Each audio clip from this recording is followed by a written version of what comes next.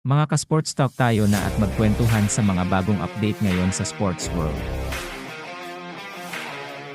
Talagang mapapalaban ang gilas sa Dominican Republic ni Karl Anthony Towns. Sa game match nito sa Canada, ay pinataob niya ito parang Stephen Curry kung bumitaw sa threes sa kanyang unang game sa World Cup friendly game, kasama ang teammate niya na NBA player game ng Warriors.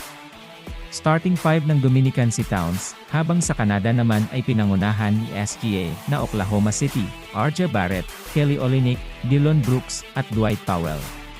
Sa unang laro nagpakita agad Sir Towns ng dalawang magkasunod na threes, kung hindi ito mabantayan ay tiyak na titira ito, at kung attack naman sa ilalim ay hindi kinaya ng Canada team ang player na si Towns. Leading scorer ng Canada si Dillon Brooks at SGA.